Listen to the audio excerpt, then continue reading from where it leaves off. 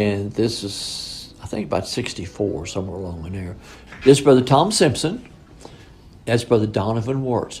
You remember he talked about, he said he'd come up to him. He said he had his ear, he had a cancer on his ear. Daddy said, "What's that on your ear, Donovan?" And he said, "Oh, Brother Branham." He said, "Do you know what it is?" He said, "Yes, sir." He said, "Well, Daddy said, why didn't you say something?" He said, "I didn't want to bother you." And Daddy said, "I know you're out here to relax." He said, "But Donovan, that's what I'm here for." And Daddy just touched him on, never prayed for him. Next day, it just dried right up.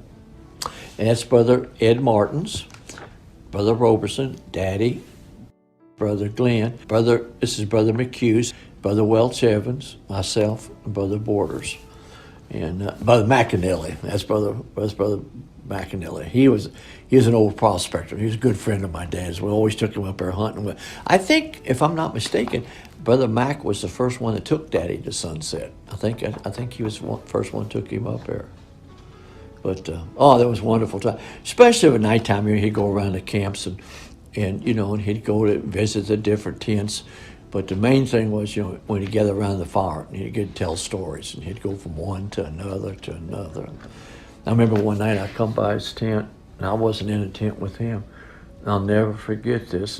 And we tried to get him to relax, and I'd tell stories, tell fishing stories, just something just to keep him going a little bit. Brother Borders was good at that too. And then we got there, and Brother Branham would tell testimony. And when we come by, I'll come by his tent, and I heard him praying. And I usually didn't stop. He said, "Father," he said, "forgive me." I'll never forget this.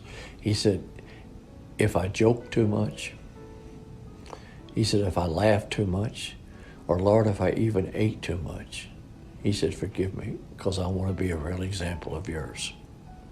But there he was on a hunting trip trying to, to come down. And there he was telling the Father, "If I'd done this, forgive me, Father. I didn't mean nothing." We was out there one time, right here at the same camp. Not this picture, but right there at the same time.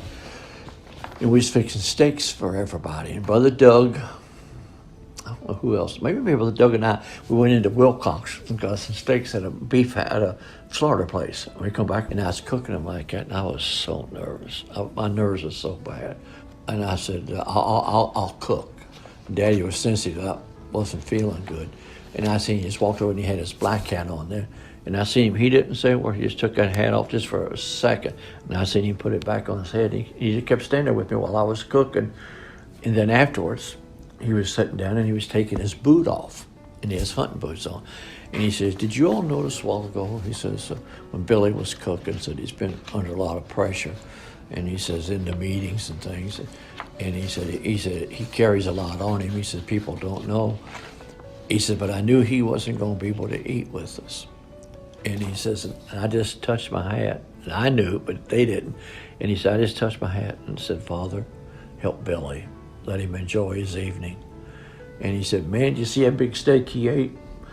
And he kept unlacing his boot. And when he got it unlaced, his ankle, which I didn't know, was probably that big around. And it was just almost as black as that Bible, just all there. He said, "I fell crossing a fence hunting about, I think he said October. This was like January, February. And he says, and I sprained my ankle." And he said, "That's what I thought I'd done." He said, "I've prayed every night. Every night." He said, "For God to heal that." And he said, "It gets worse every day." He said, "See," he said, "this gift ain't for me." He said, "It's for you." He said, "You see Billy?" He said, instantly he was well. He said, "I've been praying 3 months for this." He said, "It gets worse every day." This is his two cousins up in, it's in New York, Lake Placid. It's around Lake Placid, New York, up there. Remember Brother Branham said, he said, "I shot this bear," and he says, and he said, I had to scare the other two off the cubs. And he said, "My gun jammed on me." And he says, "And she came for me." And he says, "My gun wouldn't shoot." And he said, I said, "God help me." And he said, "I just threw the gun on the ground. It was jammed. It was an automatic." And he said, "I just reached and got my hunting knife." And he said, "I just run straight to her." And he said, "I killed her with the knife." Remember he talked about his old great-grandma that lived to be 110 years old? That's that part of the family, not the Branham side, but the Harvey side. That was them. But he hunted with them up there quite a bit. Back up in British Columbia, that's where we was bringing the horses across, and that's Brother Blaine Southwick. I think that's Dad there. And I don't see me, so I probably fell off my horse. I probably took that picture, is probably what it was. They just turned the pack horses loose and swim the river. That's the Toad River there. This is Colorado. It's Brother Banks, myself, Brother Ronnie Evans, Brother Branham, and Brother Welch Evans, Brother Carl Wheeler, and Brother Mann. That's when, Brother Branham spoke to the storm. That's it. This is that trip. This is the year that I got married. Got married in August of '56, and we went to the meetings in Saskatoon and had the services. Then we went fishing, and Brother Softman took us up for fishing. This is at Green Lake, Saskatchewan, and Dory Lake. There was 2 or 3 lakes we fished up there. That's myself. That's Brother Gene Norman. And that's Daddy. That's Leo Mercer, and that's Brother Fred Southland. This is down at Shoals, Indiana, in Dawson Falls, they call it down there. Man, we used to go and fish all the time, man alive. He'd dig in a bucket full of worms, and away we'd go, man, we'd be gone. We'd sleep in the back seat of that old convertible, We used to enter 2 or 3 days and fish. Boy, I was just the meanest I looked. That's Jeff. And these are a couple of hunters that hunted with him. Jeffries, Jeverez. They called him Jeff. But I don't know what his name was. First name was Jeff or what. But he was a really good friend of my dad's. This is Kremlin, Colorado. That house right across from the church. They're at 922. And it's the backyard there. And he caught that wolf. And he tamed him. It took about a year and a half. They wrote up in the evening news. He tamed that wolf, and that wolf become my dog. Everywhere I'd go, his name was Pal. And I'd go to the barber shop, he'd just walk right down the street, and boy, he'd lay out in the front door. They didn't get no business till I come out. I mean, the dog wouldn't let nobody in, boy. He was wolf. This is probably coming into the meeting. That's probably coming from an alley and coming into the entrance to the auditorium. I don't know where it's at, but that's the way it was. But when we come in like that, he was always friendly with the people. It always amazed me. The people say, well, Brother Branham had to be under the anointing. No, he didn't have to be, but it was better, But he'd come in and people be just standing, just crowds like that. And I've seen them in the early days just stand to their feet and just drop their crutches. Not that they worshiped him, but they knew the God that was in him. And they knew just that presence. I've seen them pass their babies from one group to the next to bring it up to him, to let him lay hands on them when they come to the platform. Nothing like it. Rupert Higginbottom, he's a deacon for years and years and years. He was Brother Roberson's nephew. Old Brother George Wright, you heard Brother Van talk about. He used to be a deacon at our church, and his son Shelby, and then his little girl that was crippled, his sister Hattie's sister Edith. They lived there with Brother and Sister Wright, and Dad used to take me down there every summer, leave me all summer long, and I just stay there. And he'd go in meetings, and then he'd come back and get me. And this is right out inside their house. Do you know that old bell that Bub's got up there at the thing? That is the same kind of bell. It might even be the same one. It stood right out here on a pole, and Sister Wright would go out there and ring that bell when we'd be out, hunting or something, and she could hear that bell ring all over the country. It'd be time to come eat. I knew what that sound was. And you remember him talking about when he was praying, and the Lord told him, says, go to Milltown and be one there named Georgie Carter. That's where that happened, right back in there, right back in those trees. Used to be a cherry tree there in that front yard, and every time we'd go down, old Brother Wright, he was kind of a comical guy. He'd take a big sheet and put it over there because it was full of cherries. And my mom would sit there and he'd have a cherry on that tree, and he'd cover it up. You know how you do, you keep the birds off. That's what you do to keep Mom out of that tree. That's Daddy in Beaumont, either Beaumont or Harlingen, Texas. I wasn't in this meeting.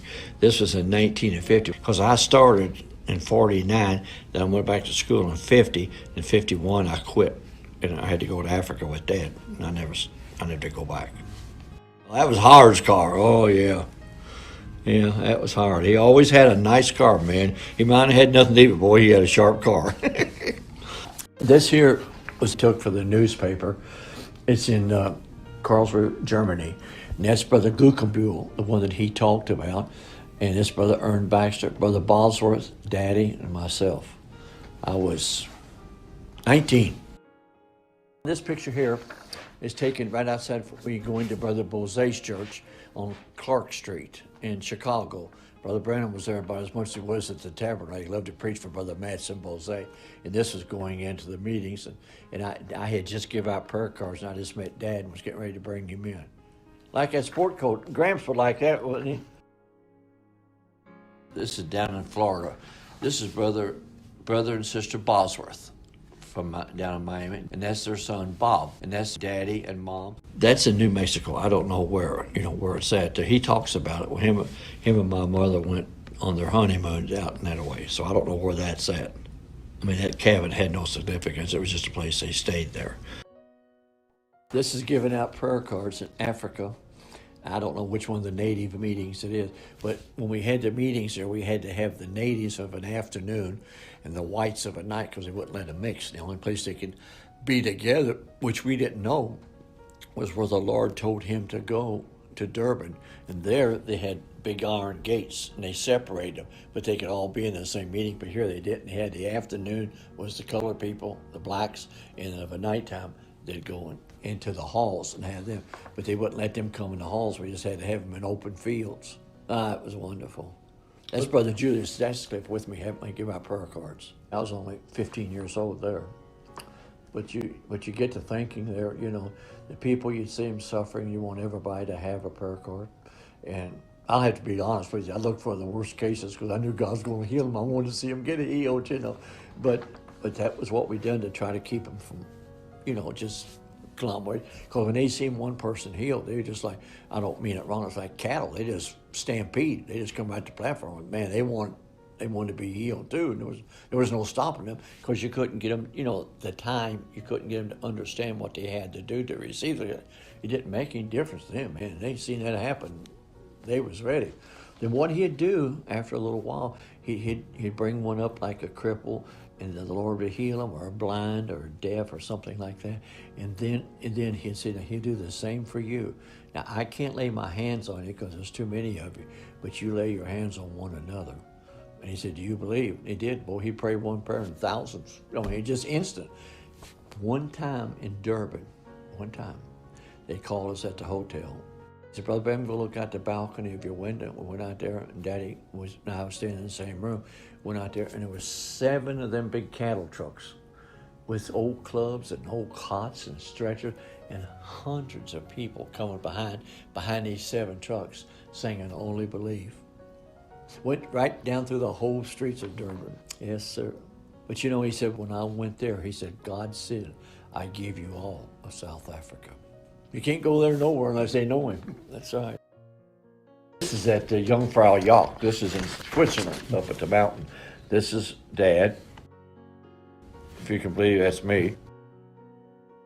And this is Brother Ernie Fandler. You remember the brother he talked about up in Minnesota that the Lord had given him a cure for arthritis, but the government wouldn't permit it to be done? That's him. That's Ernie Fandler.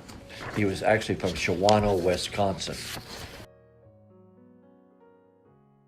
Uncle Doc and Donnie. That wasn't too long before Dad left, because that's my '63 Chevy right there.